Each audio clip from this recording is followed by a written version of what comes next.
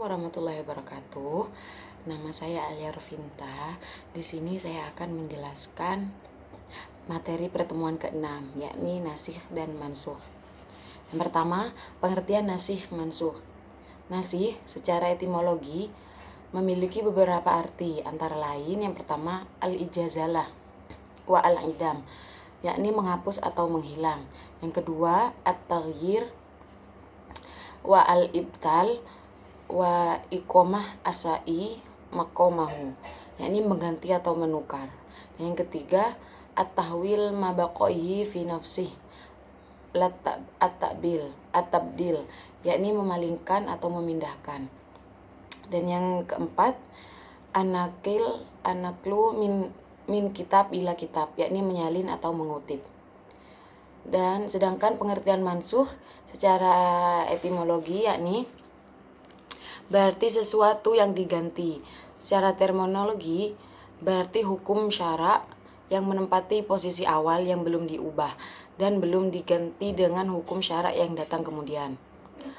Arti nasikh mansukh dalam istilah fuqaha antara lain: yang pertama, membatalkan hukum yang telah diperoleh dari nas yang telah lalu dengan suatu nas yang baru datang, seperti cegahan terhadap ziarah kubur oleh Nabi Muhammad SAW, lalu Nabi membolehkannya. Yang kedua, mengangkat nas yang umum atau membatasi kemutlakan nas.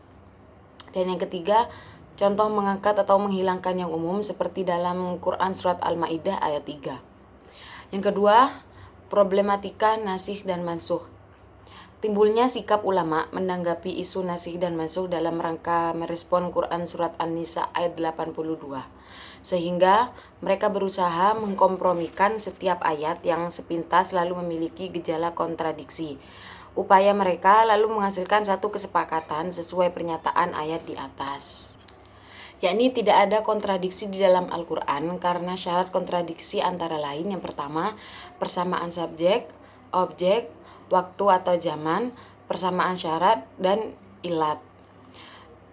Dan persamaan dan perbedaan nasikh dan mansukh, yakni persamaannya yang pertama sama-sama memberi batasan suatu ketentuan hukum. Nasikh memberi batasan waktu, tasikh memberi batasan materi.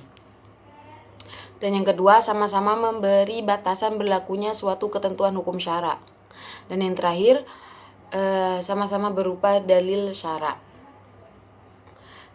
Kemudian perbedaannya yakni lafal am setelah ditaksis akan menjadi samar jangkauannya karena bentuknya masih tetap umum.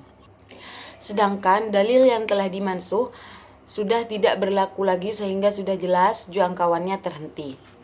Dan yang kedua, ketentuan hukumnya sejak semula sudah dikecualikan dengan taksis, sedangkan ketentuan hukum yang dimansuh pada mulanya dikehendaki dan diberlakukan untuk beberapa saat. Tetapi setelah ada perubahan situasi dan kondisi yang terjadi, maka ketentuan hukumnya dimansuh. Dan yang ketiga, nasikh membatalkan kehujahan hukum yang dimansuh, sedangkan taksih tidak membatalkan. Taksih tidak membatalkan, melainkan hanya membatasi jangkauannya saja. Sedang ketentuan hukumnya tetap berlaku bagi yang tidak dikecualikan dengan pembatasan. Dan yang keempat, nasikh tidak dapat terjadi kecuali dalam Al-Quran dan As-Sunnah. Sedangkan taksis bisa saja terjadi dalam Al-Quran dan As-Sunnah ataupun dalam hukum lain di luar hukum keduanya. Dan yang kelima, nasikh itu dalil nasikhnya harus datang kemudian setelah ketentuan dari dalil yang pertama itu berlaku terlebih dahulu lalu dihapuskan. Sedangkan dalam taksis, dalil yang mentaksis atau mukhasisnya boleh datang bersamaan dengan dalil yang ditaksis. Kemudian cara mengetahui adanya nasikh dan mansukh, yakni pertama, apabila ada dua ayat hukum yang nampak saling kontradiksi dan tidak dapat dikompromikan. Dan yang kedua, harus diketahui secara meyakinkan perurutan turunnya ayat-ayat tersebut, sehingga ayat yang terlebih dahulu diterapkan sebagai mansukh dan ayat yang turun kemudian sebagai nasikh. Kemudian selanjutnya saya akan menjelaskan macam dan hikmah nasikh mansukh. Yang pertama, macam nasikh, yakni ayat yang teksnya dinasikh namun hukumnya tetap berlaku. Yang kedua, ayat yang hukumnya dinasikh tapi teksnya masih tetap. Dan yang ketiga, ayat yang teksnya dan hukumnya sekaligus dinasih.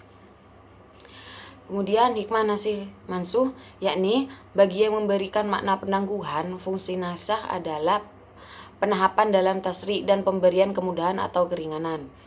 Kemudian yang kedua, bagi pendukung konsep nasih mansuh, yakni hikmah nasih secara umum untuk menunjukkan bahwa syariat Islam adalah syariat yang paling sempurna. Yang kedua, selalu menjaga kemaslahatan umat dan untuk menguji keimanan umat manusia. Hikmah nasih tanpa pengganti, yakni untuk menjaga kemaslahatan umat manusia. Kemudian hikmah nasah dengan pengganti yang seimbang seperti menasah ketentuan menghadap kiblat ke Baitul Maqdis di Palestina dalam Quran Surat Al-Baqarah ayat 144. Kemudian hikmah nasah dengan pengganti yang lebih berat seperti Quran Surat An-Nisa ayat 15 hanya memberi hukuman kurungan yang dimansuh dengan Quran Surat An-Nur ayat 2. Kemudian hikmah nasah yang penggantinya lebih ringan. Hikmahnya antara lain untuk memberi dispensasi kepada umat manusia agar mereka merasakan kemurahan Allah. Kemudian cara mengkompromikan ayat-ayat yang dianggap kontradiksi, yakni yang pertama, dalam Quran Surat Al-Baqarah ayat 180 konon dinasah dengan Quran Surat An-Nisa ayat 11, yakni ayat mawaris tidak membatalkan petunjuk Quran Surat Al-Baqarah ayat 180. Tidak ada kontradiksi antara keduanya. Quran Surat Al-Baqarah ayat 180 adalah muhkam. Kemudian yang kedua, Quran Surat Al-Baqarah ayat 217 konon dinasah dengan Quran Surat At-Taubah ayat 36. Kemudian Quran Surat Al-Baqarah ayat 217 berkaitan dengan masa, sedangkan At-Taubah berkaitan dengan manusia, karena itu tidak ada pertentangan. Dan yang ketiga, Quran Surat Al-Baqarah ayat 240 dan Quran Surat Al-Baqarah ayat 234, keduanya seolah menetapkan bahwa istri-istri yang ditinggal suaminya wafat berhak memperoleh pembekalan atau jaminan hidup untuk setahun dan berhak untuk tinggal di rumah suami.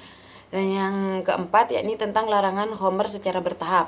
Yakni tahap pertama dalam Quran Surat An-Nahl ayat 67, tahap kedua pada Quran Surat Al-Baqarah ayat 219, dan tahap ketiga Quran Surat An-Nisa ayat 43, serta tahap keempat pada Quran Surat Al-Maidah ayat 90, yakni secara tegas.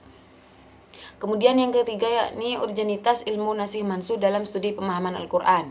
Yang pertama, fungsi nasah dalam penafsiran Al-Quran, yakni jika fungsi nasah adalah penahapan dalam tasri dan pemberian kemudahan, maka tidak diasingkan lagi bahwa teks-teks yang dinasah masih tetap harus ditampilkan di samping teks-teks yang menasah. Kemudian yang kedua, hubungan nasah dan sebab dan asbabun nuzul, yakni dalam penafsiran Al-Quran. Teori nasah telah membangun pemahaman tentang proses tasri Islam sejalan dengan dinamika kebutuhan masyarakatnya yang selalu berubah-ubah. Maka, jika konsep dasar teks adalah wahyu yang berangkat dari batas-batas konsep realitas, tentunya dalam perkembangannya teks sangat memperhatikan realitas tersebut. Sekian dari saya. Mohon maaf bila ada salah kata. Wassalamualaikum warahmatullahi wabarakatuh.